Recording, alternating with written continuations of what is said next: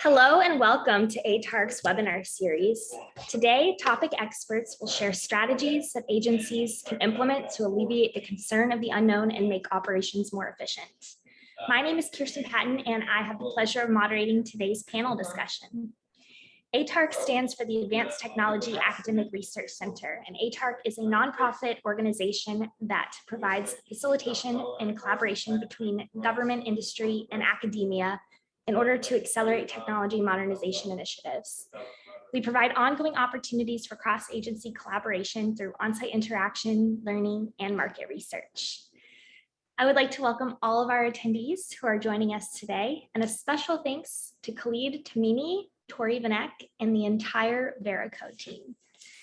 This afternoon, we are going to hear from our panelists, followed by a Q&A session where we will pop in a few polls and then answer your questions. Before we begin, I just want to encourage the entire audience to please submit questions of your own in the Q&A section down below on your screen. I would also like to remind you to answer this poll questions as they come up throughout today's discussion in order to ensure that you receive your CPE credits. And with that, I would like to welcome our panelists to please come on camera and come off mute, and we will begin with a round of introductions. So share with us who you are, what agency you're with, what your role is there, and anything else you'd like our audience to know up top. Let's begin with Shannon, please. Hey everyone, my name is Shannon Diwartino. I am currently the Chief of the Technology Oversight Branch at the USCIS Office of Privacy. I work to integrate privacy principles into the system development lifecycle across the agency. We established my branch about 2.5 years ago to truly implement privacy design principles using the risk-based methodology and NIST guidelines. We support projects across USCIS and allow teams to really analyze the privacy, security, data management risks early on in the process so we can better build secure systems. I've spent 10 years in the government doing privacy and cybersecurity, and I'm very happy to join you all today. Thanks, Shannon. Let's hear from Jeff next, please. Shannon, that's setting a high bar there. Hi, I'm Jeff Schilling. I'm the Chief Information Officer of the National Cancer Institute, which is part of the National Institutes of Health. And mainly my job is focused around getting the NCI mission functional, which is a highly a research mission, in the work in the federal government, a cybersecurity model. And so it's related to our designs, our education, and our maintaining a staff so we can get all these vulnerabilities under control. Thank you, Jeff. Jumping over to Alyssa next. Hi all, my name is Elisa Viola, pronouns she, her, and I support the GSA Technology Transformation Services, and TTS exists to design and deliver a digital government with and for the American people.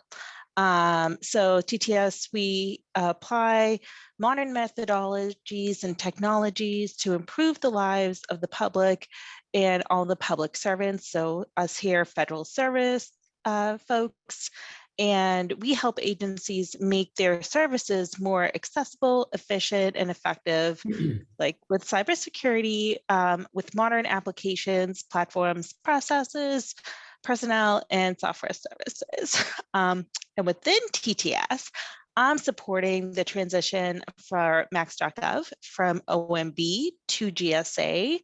And Max.gov is a platform that allows collaboration between federal agencies themselves and between federal agencies and the public.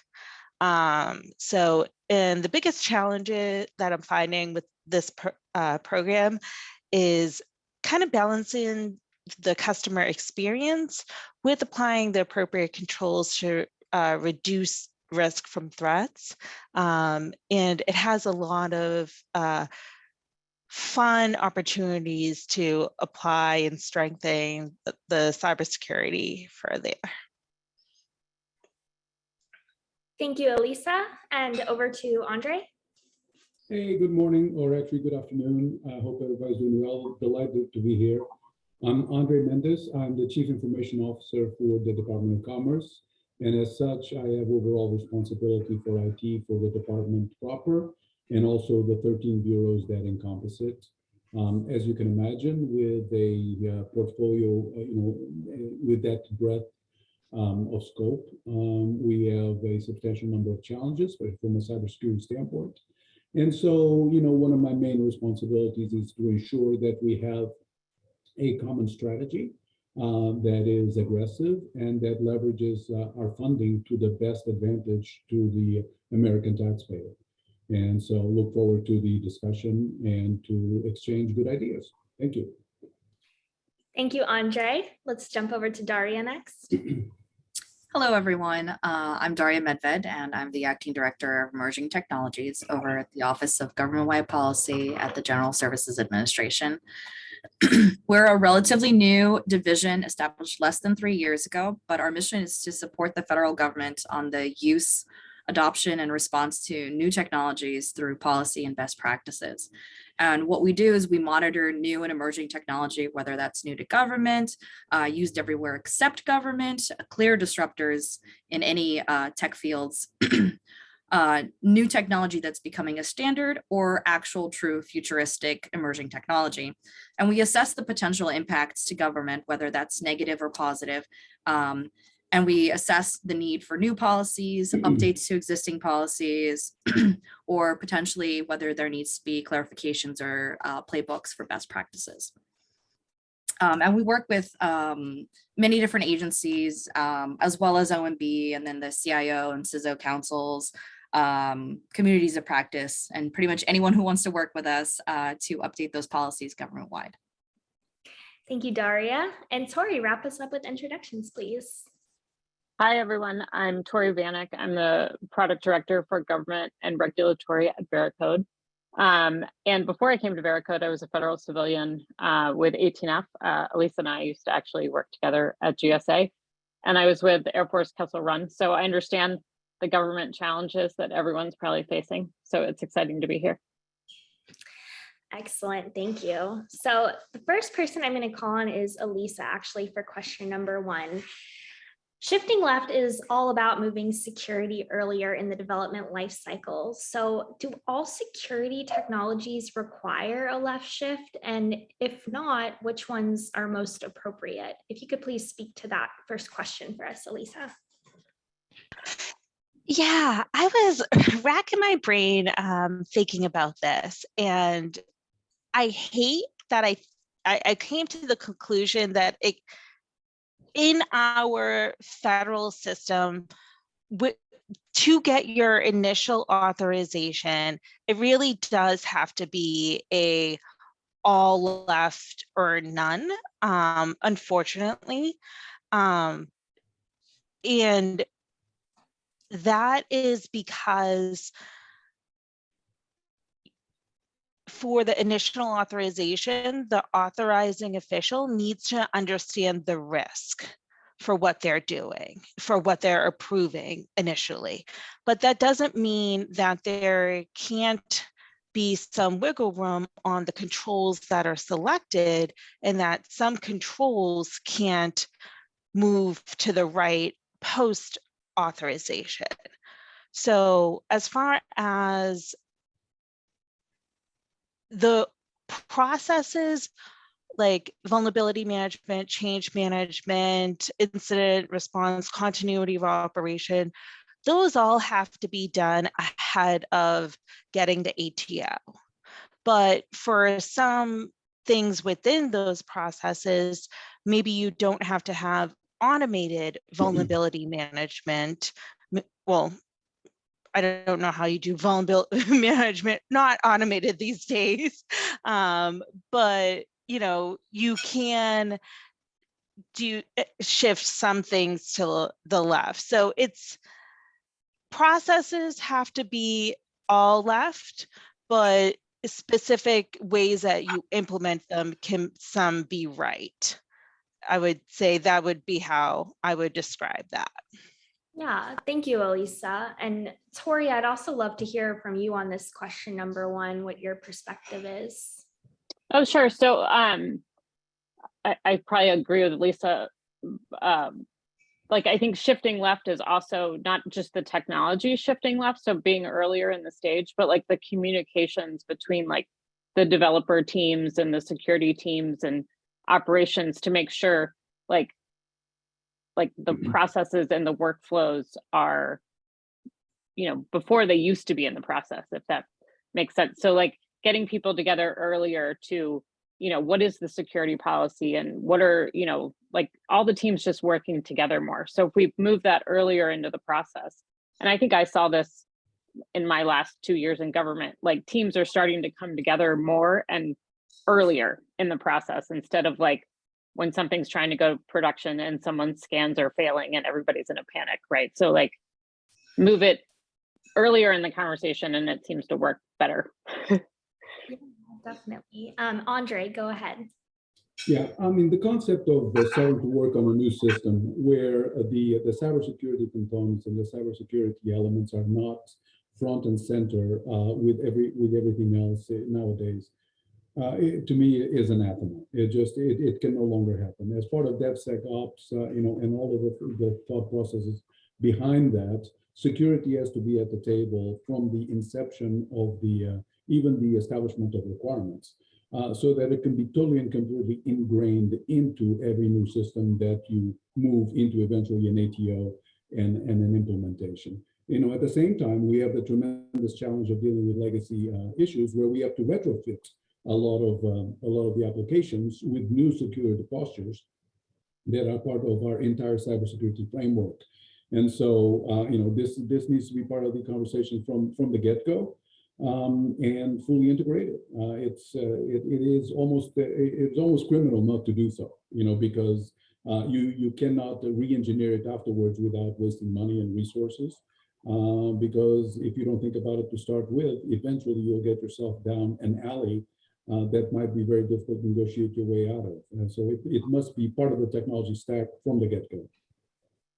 Thank you, Andre, and I appreciate all of our comments so far. Does any of our other panelists have additional comments for that question there? Okay, well then, Jeffrey, I'd love to call on you next. So this is around DevSecOps. Is DevSecOps only appropriate for modern application environments? And which environments would you say require it the most? Well, I think this is a good follow-up to the first question because in a way, both shift left, which is, you know, a name for basically kind of doing things like Andre said the correct way, is really really different than, you know, DevSecOps is a way to do that. So I would say in general, if your system has to be secure, then you should as much as possible do DevSecOps, which is baking in security into the development, the operations creation cycle. So yes, I would say it was as much as it possibly can. One of the things that's I think is difficult though is the culture of the teams that are doing those products, developing those products. So some are very desirable to say we want to do this. Other ones are really like, well, we pass it over security, and they tells us if it's secure. And they're just so used to that they're like, well, I don't really know what secure is. They're the ones who always tell me what to fix.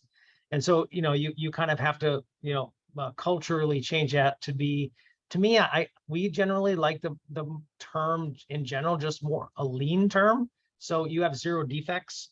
And so in the end, the product comes in with 0 defects. So you should have 0 defects. And that means security should find nothing. And the security should be more of an audit, if anything, because you did security in the very beginning. So to me, it's really that's kind of mindset we adopt. And it's a lot easier to find out information about it because lean is so readily available in the literature, right? It's been around since the 70s. And so it's easier to understand that you really want to go to this, you know, ferret out all the mistakes. And security is just or lack of security is just one of the mistakes, or any kind of vulnerability you cook in. Thank you, Jeff. Would any of the other panelists like to tack on to Jeff's response to that question? Go ahead. Yeah, I'll go ahead and super plus one what Jeff said about it really being a cultural thing, where Devsecops is really about the culture of embedding cybersecurity within the application development teams. Like I still see today where folks are starting to build new applications and they say, okay, we need a product manager, an engineer, and a designer. And I'm always like, okay, yeah, and a security person, right? Like I like to say, like, for every designer, you need at least one or a half body for security, because we get into conversations of like authority to operates being the long pole in the tent.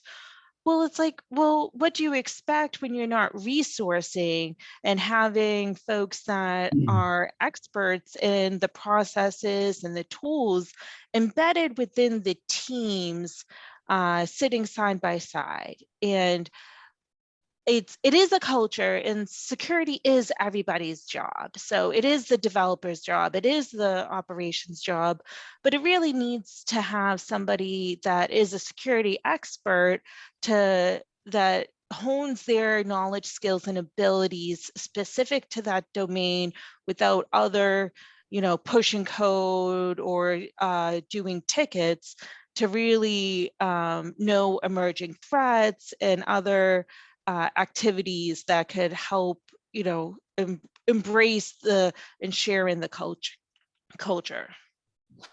Thank you, Elisa. Great insights. And any additional comments from anybody else before we move on? Yes, Andre. Yeah, absolutely right. Quite honestly, I mean, this is already an absolute requirement that has been for a while, that you have that integration from the get-go.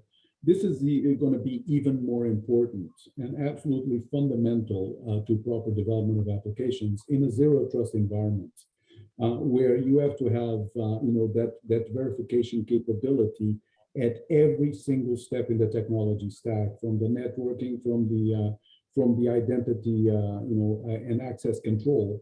And if the application is not part of that mindset of never trust, always verify, you are effectively compromising the last layer, where you enable for compromises to happen, within the application itself.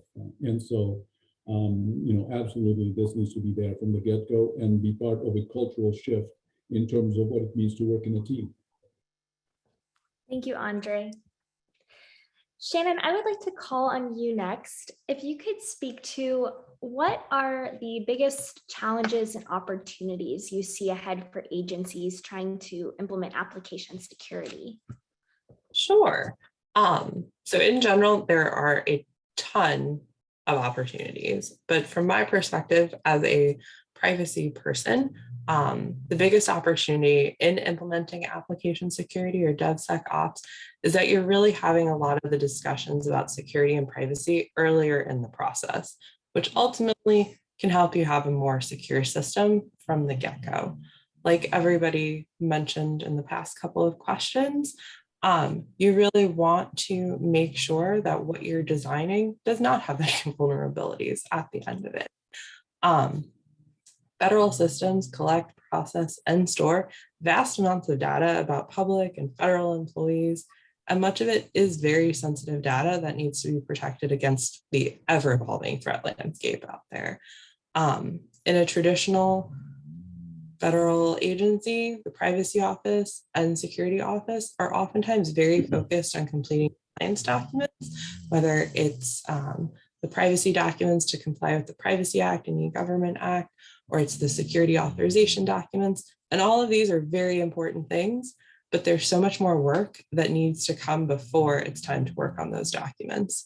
And application security really gives you the opportunity to integrate privacy and security in those initial development discussions. So you can do a deep early analysis of what that business need is. What data are you involving in this process? Who really needs access to the data? And any possible data sharing or system connections that may need to be implemented. So you can really identify any kinds of privacy or security risks associated with all of that and design the system in a way to mitigate those risks. I've seen many instances where we have these initial conversations and you determine that maybe you don't need to collect social security numbers, or maybe we do need tighter access controls on how people are getting approved to have access to the system. Or are there opportunities for more role-based training to be implemented?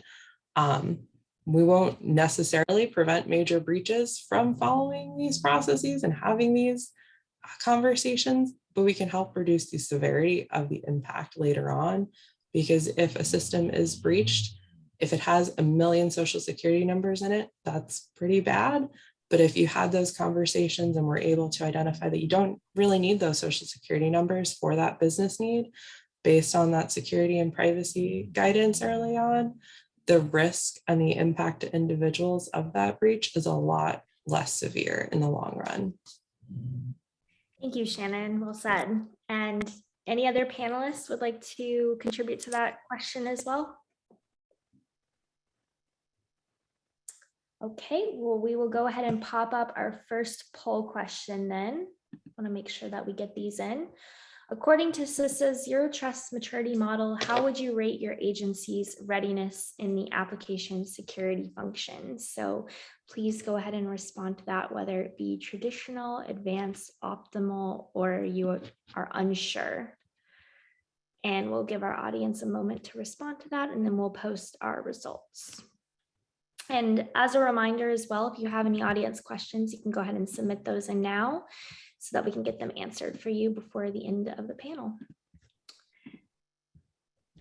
Okay, let's see here. Looks like mostly advanced is the response back to that. And Jeff, I want to call on you next. I actually want to kind of circle back on the application security side.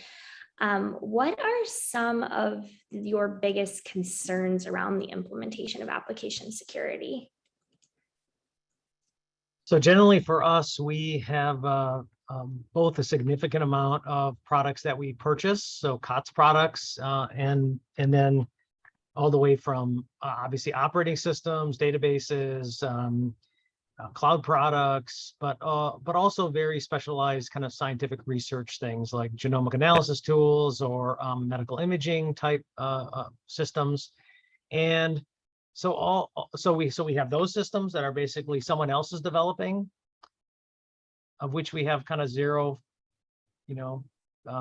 ingredient list, right? So we can pick up any piece of food and we can look at it. We can say, oh, I'm on keto, man. I can't have any sugar, right?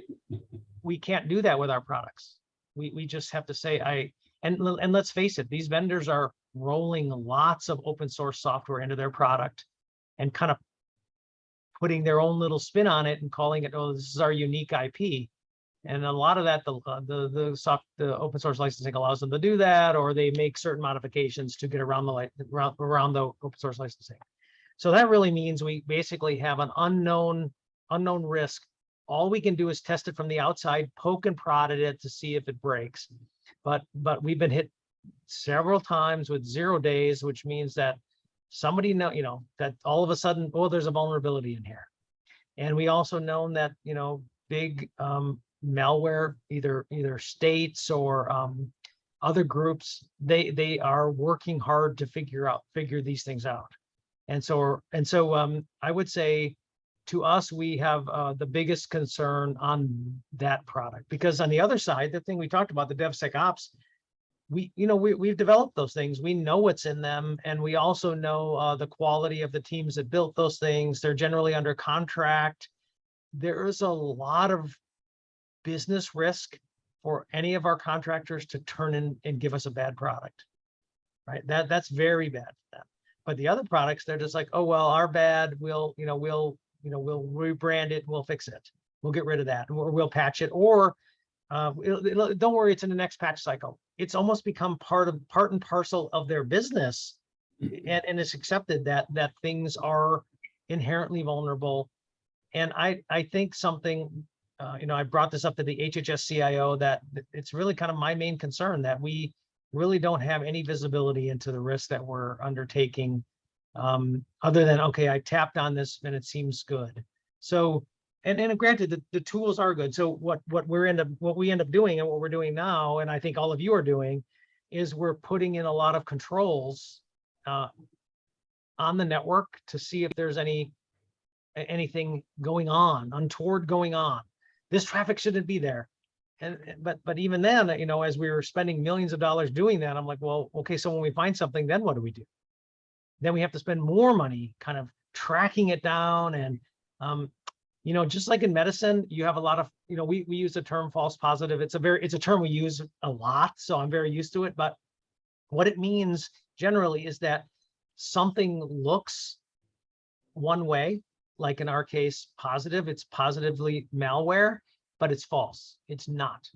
It's just this user connected to the wrong server. And so they're coming from a different part of the LAN. And that never happened before, but it throws up a red flag. And what, we're supposed to deploy a tech to figure out what's going on.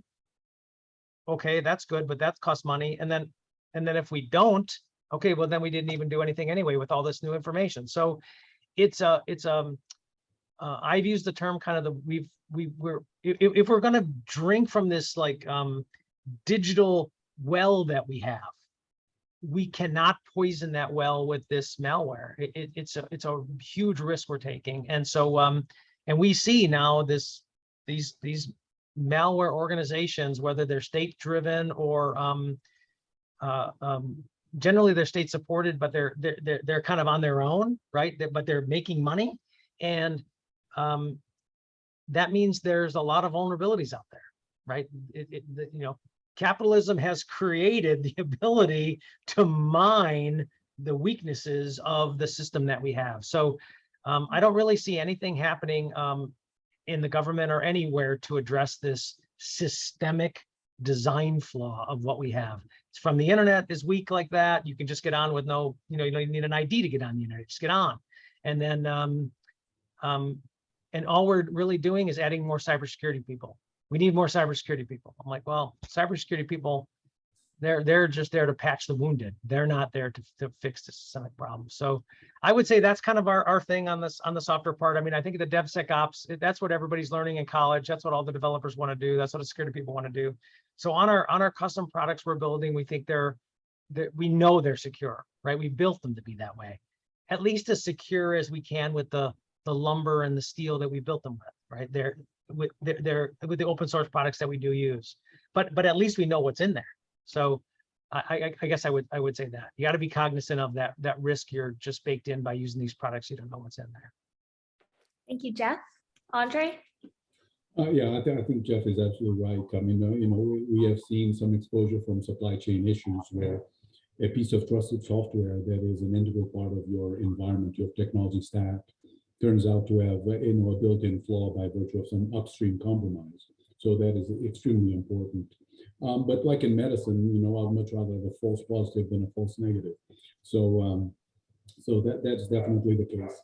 I think that the balance is really about using software as a service, where there is a baked-in type of functionality that you would have a hard time replicating and spend a lot of money maintaining, over a period of time to have the same type of functionality, versus taking the risk on a vendor whose shareholder value is going to be absolutely determined by their ability to bring to the table a product that is a better risk proposition than you doing your own development, right? Otherwise, we would all be writing our own email systems, and we no longer do that, right? So those software layers in the software stack have been over time sort of abstracted from our environment so that we don't have to deal with them. And I think that that's going to continue to be the case. Hopefully what we have is a situation where, because we build those abstraction layers with software as a service, infrastructure as a service, application as a service, we dedicate the majority of our time to the Devsecops of the unique functionality that is absolutely essential for your agency or department or any other organization.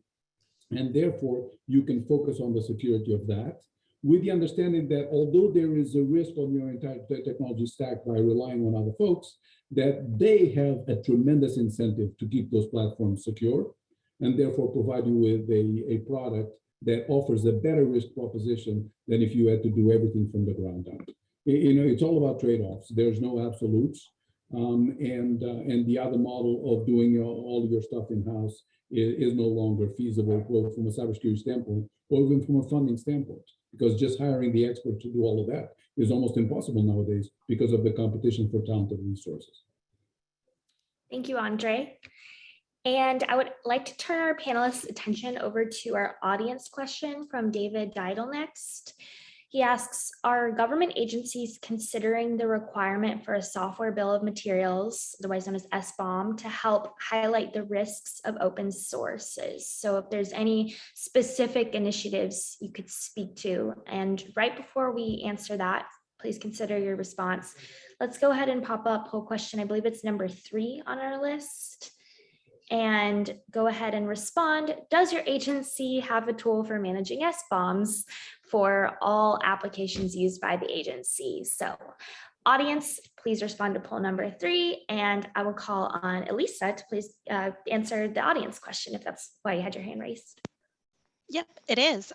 Actually, so we have piloted an software bill of materials pilot, and where we used a tool to help us do discovery for our software bill of materials and understand where all of our dependencies and transitive dependencies were within our custom developed software. And that has progressed that now we have a kind of scaffolding. So whenever we develop a new project, we use a template and that it will automatically, once you use that template, it will continue to do software bill of materials from that template. And that's should be in the 18F GitHub repository for, I think it's the Ruby template. Thank you, Elisa. Would any of our other panelists like to respond to that? Okay, well, I will go back to my list of questions. Then we were still on application security. And Daria, I would love to hear from you next. So my question is going to be, should an agency or department wait until the implementation of application security becomes mandatory to integrate into their ecosystems? Could you please respond to that question? Absolutely. So the short answer is no. The long answer is definitely no. Policy takes a long time to release and to disseminate. Usually from the time that I think that something should be a policy and implemented right now to when it actually comes out as official policy takes about 2 years, sometimes longer, and sometimes I'm pleasantly surprised. So as much as possible, agencies should really be looking at the latest trends in cybersecurity, what's being adopted by industry, looking at their resources to see what they can adopt now before it becomes policy. Anything that has been become like government-wide policy really shouldn't be a surprise. We've got, zero trust. Everyone should have seen that one coming. IPv6, everyone should have seen that coming. The latest one is the quantum computing, which is something that, being quantum secure, that is definitely something that everyone should have seen coming. It's down the pipe, it's going to be a couple of years out, but everyone should have seen this one coming.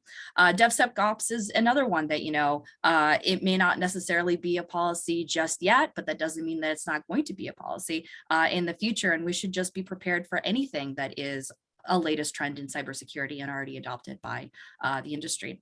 I also wanted to point out, maybe it's a small little secret, maybe it's not, but those agencies that have best practices on really great cybersecurity and other emerging technologies, sometimes we take those ideas and those are what become the policies for government-wide. So if you guys do have really good programs at different agencies, we want to know about them. We want to get them government-wide.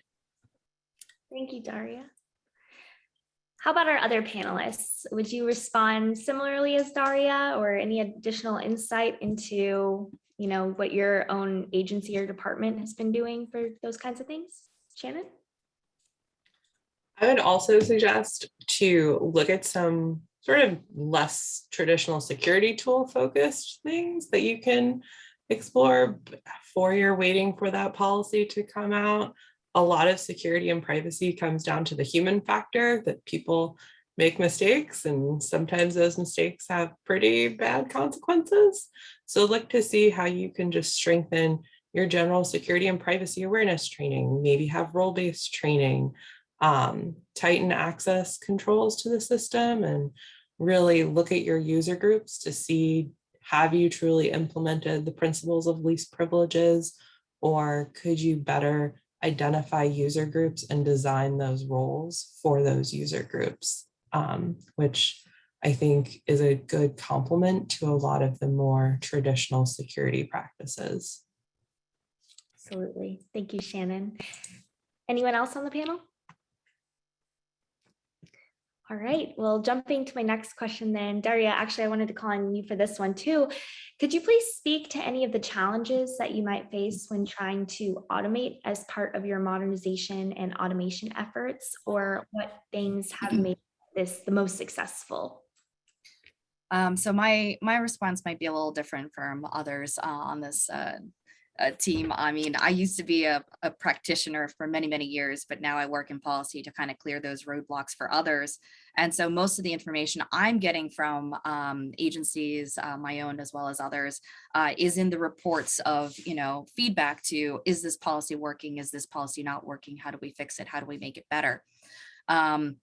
So what I've seen in terms of challenges to adoption is the ability to, like a lot of these policies come out and all of a sudden we have a new priority on zero trust, and now we have a new priority on IPv6, and really wanting to have agencies work on those concurrently and not have them be as standalone, separate ventures.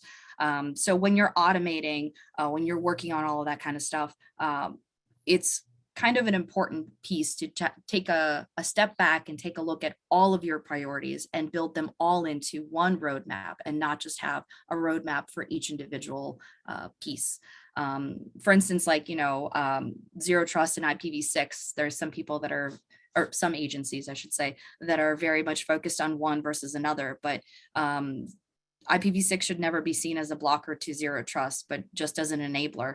If we work on one and then the other, then we're doubling the work or even more. But if we have it all in one roadmap and we build in Devsecops and automations across the board, then we're really, might take us a little bit longer to get to the goal line, but we're really having a very inclusive plan with all of the initiatives. Yeah, thank you, Daria. Would any of the other panelists like to respond? Elisa? Yeah, I think what Daria said as well. I'm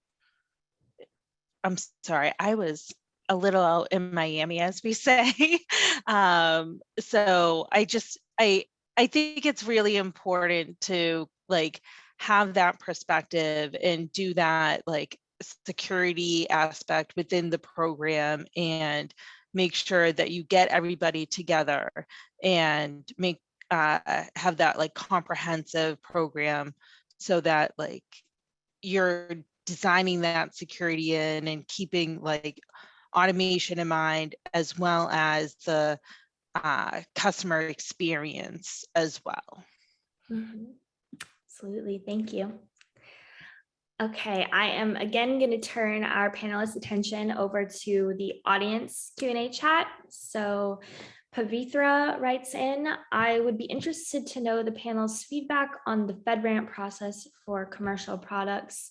Do you think this process, I assume, mitigates the risk that was raised on third-party tools? So please take a moment to consider that question. And in the meantime, I'm going to call for our third and final poll question. It should be poll number 2 on our sheet.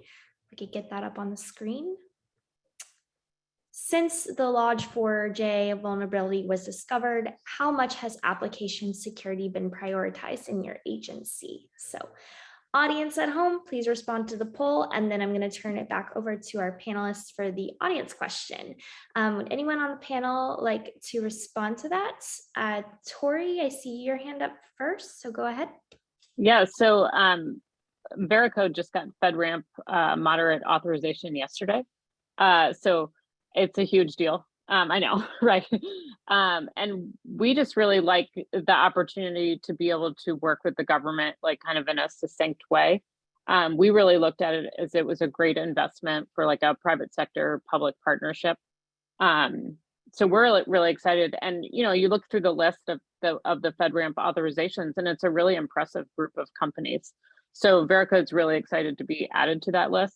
But I think with GSA, like running the FedRAMP program, it helps all the agencies, right? Like National Cancer Institute and Commerce can use the tool. Like GSA has done a ton of work to make sure that we're secure and safe and, you know, all those good policy things. And then it's just a huge advantage to the federal agencies.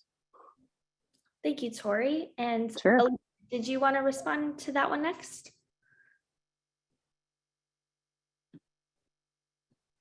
Or was your hand up from the prior question? Or did we lose Elisa?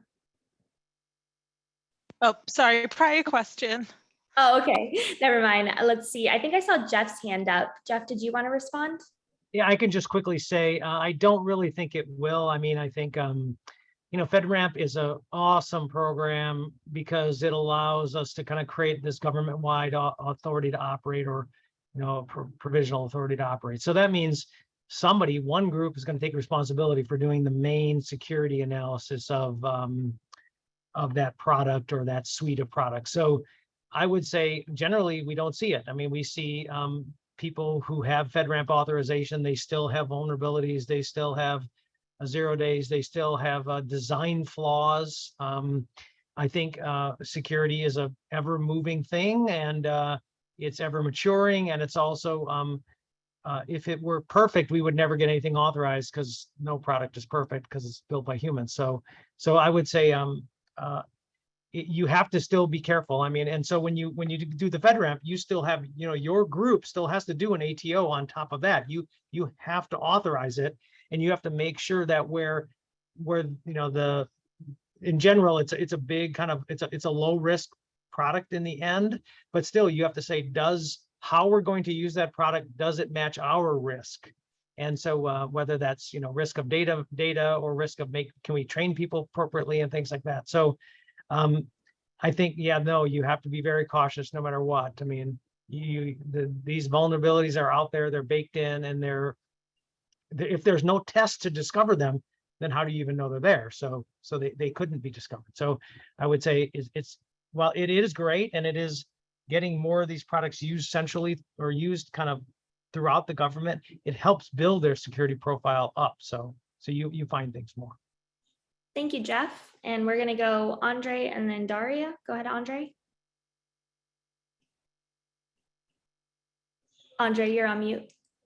I think Jeff made actually most of the points I wanted to make because you know, he's absolutely right. It's no full assurance that you know, you're good to go with that product, but it does bring to the table some value in that you know, it provides you with some comfort that there has been a substantial amount of testing done that brings the product to a certain level of expectations. You then have to deal with your own environment, with your own controls that you want to bring to the table and take a look at, and then make a decision, you know, from an ATO standpoint in terms of the risk level you're willing to accept.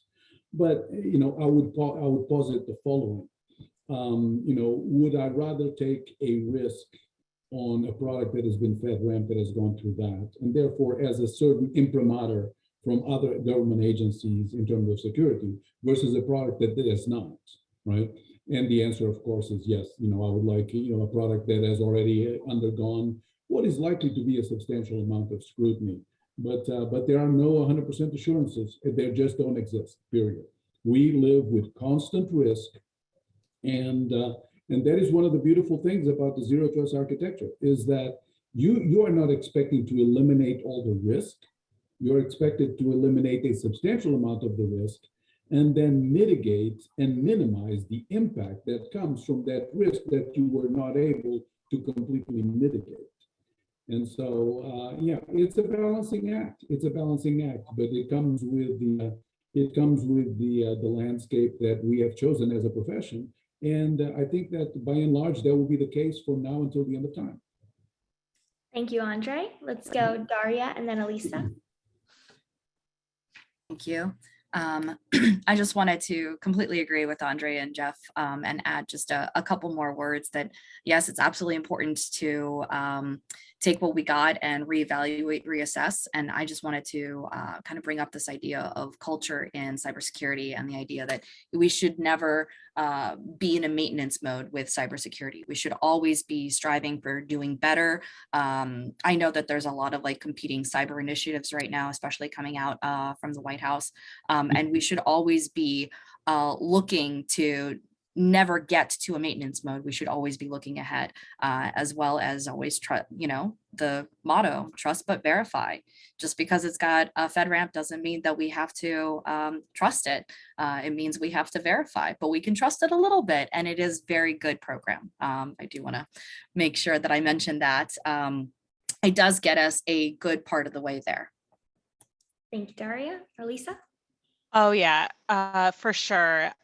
Exactly. And I do want to like echo what Daria is saying, as well as that it is not an approved software list. I like to say it's like a pre-assessed software list. So you do have to kind of do your own evaluation to make sure that it fits into your own risk posture. And I will say that the FedRAMP program has been doing some amazing work recently, where for agencies that sponsor commercial cloud service providers to get authorized at the agency level, they're really encouraging anybody that is using the product, those agencies, to come together to do a joint continuous monitoring. And that's also going to be a lot easier with the OSCAL SSPs. There was the first SSP delivered in the Open Security Control Assessment language recently. So, you know, we're talking about this automation and Devsecops. So those are the types of things that the program is moving forward. So we're going to see a lot of progress in like being able to spend more time of really evaluating if the product meets your security risk for your specific mission need. Absolutely. Thank you. Okay, anyone else? All right, so this is going to be the last call for audience questions before we run out of time. So if you would like to ask another question, please submit it in now. Otherwise, Tori, I'd love to call on you for this next question here. And that would be, how is the development of Devsecops changing the way in which we develop security skills?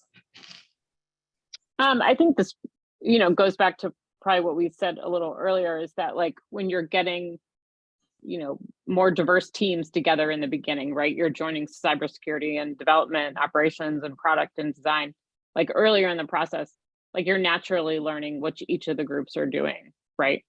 And also I've seen like a big, you know, even like panels like this, like a few years ago, they were like few and far between, right? Where people openly talked about cybersecurity and agencies and, you know, what was available. So I think there's more training available, and then people are realizing the importance of it. It's, you know, cybersecurity is not the office down the hallway anymore that, you know, kind of just pops in, you know, at the very end. So I think, you know, I think cybersecurity is learning more about like design, and, you know, design's learning more about cybersecurity, which makes everybody like better at their job, right?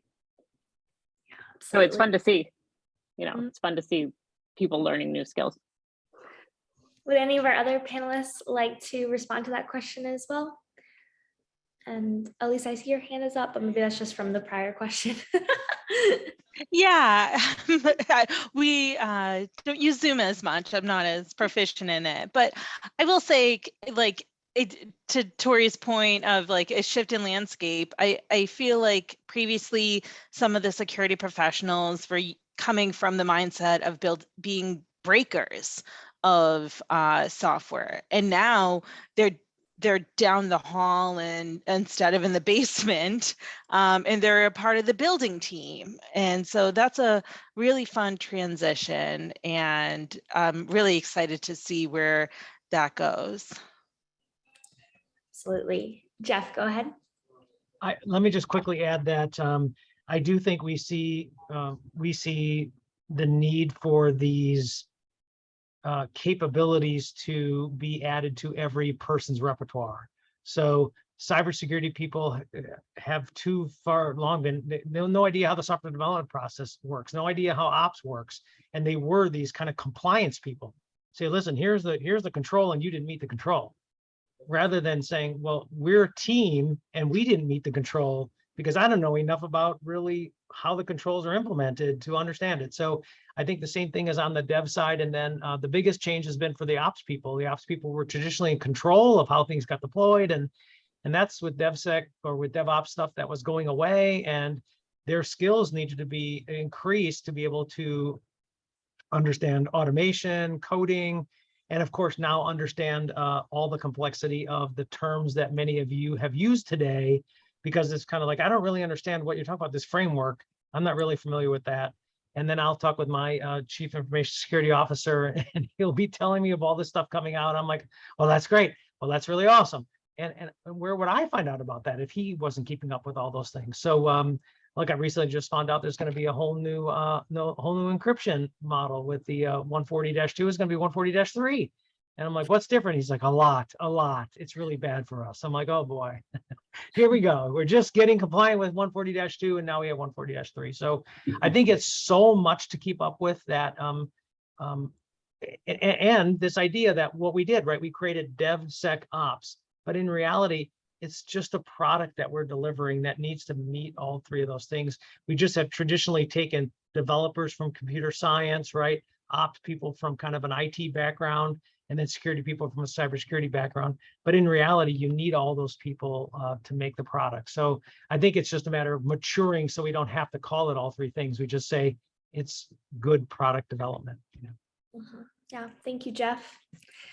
All right, well, as we get to the end of our webinar, I would love to hear from each of you on a key takeaway that you are gaining from this discussion and just something that you think is of the most importance that you would like our audience to walk away having now a better understanding of. So we'll just go around and share with us for a minute here.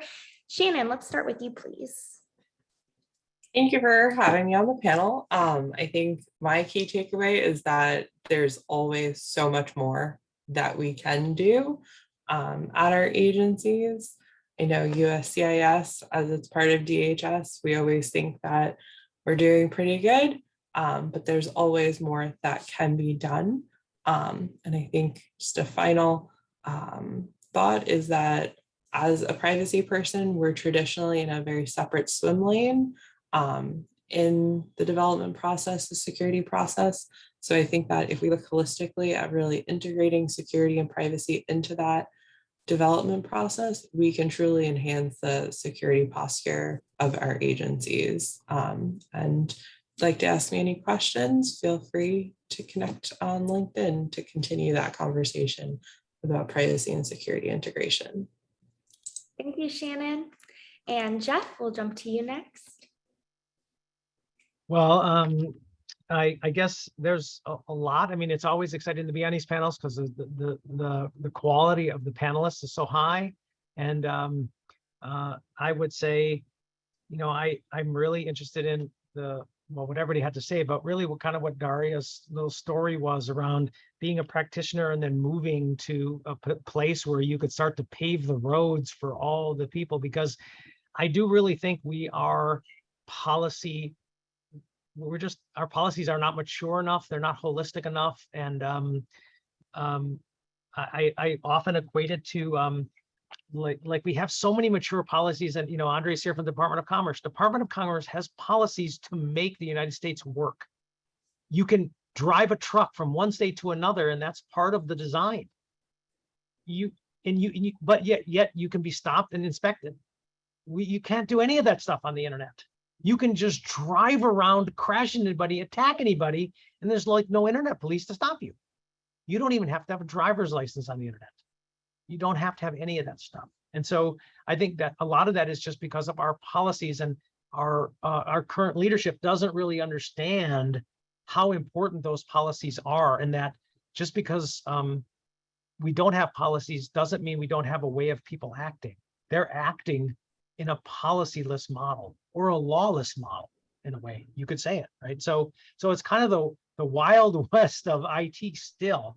And I really want to have everybody check out the GDPR model. So GDPR is privacy for the European community. When that came out, 7 years ago or something, or even maybe longer than that, I'm sure, it was chaos because it was a framework for how to do privacy, and nobody had the structure. But now when you interact with these foreign, and we have to interact with them a lot because we're trading medical research data back and forth, their privacy is so mature. They have people trained and they have a structure. It fits into each country's laws, and they can move very quickly, where we're still stuck with California says we have to do it this way, and this group says we have to do it this way. We have no framework. So I do really think if you're interested in this space, look at what GDPR, and look at how, even though it was chaotic in the very beginning, is really going to create a lot of structure so that each country can have its own unique capability and accept the privacy that they're willing to accept, and not just be the opposite we have. In the United States, we have the opposite.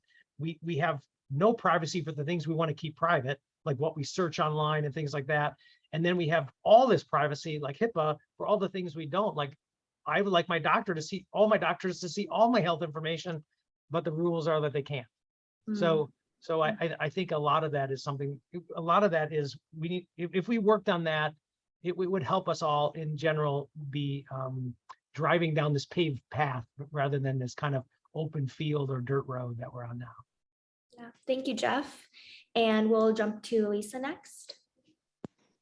Yeah, I again echo what Jeff's saying, like high caliber panelist here. So this has been such a delight. And I think my takeaway is that even despite having mandated policy, like try to impact what you can where you are, and cross those bridges. Try to, if you're a developer, talk to your ops person, talk to your security person, vice versa. If you're security, talk to ops and dev, and try to make the impact where you are without there being the mandate to do so. And every little bit helps.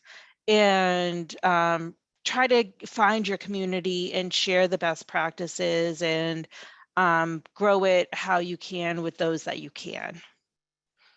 Thank you, Elisa. Daria, let's hear from you next.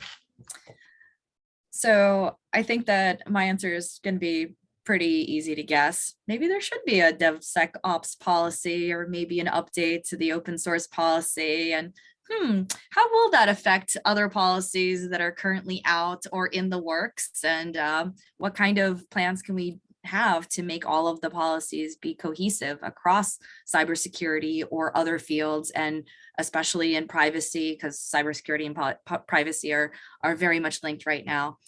So it's got my wheels turning. Thank you, Daria. And Tori, what is your takeaway from this discussion?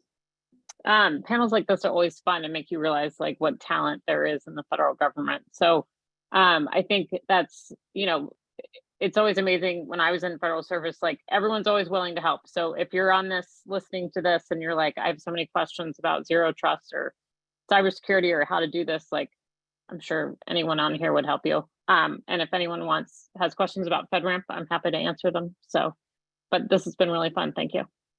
Excellent. Well, thank you all so much. And thank you at home for participating as well. And a special shout out to Veracode. Of course, we couldn't have done this without our partners. So if you enjoyed this content, I hope that you will join us for the next one, which it should be up on the screen here shortly. But you can always register for our virtual events online at our website at atarc.org. Don't forget to also respond to this last poll question about whether or not you would like to receive your CPE credit. And I hope to see you on July 26th for the Importance of Identity Management Virtual Summit hosted by ATARC. Everyone have a great rest of your week.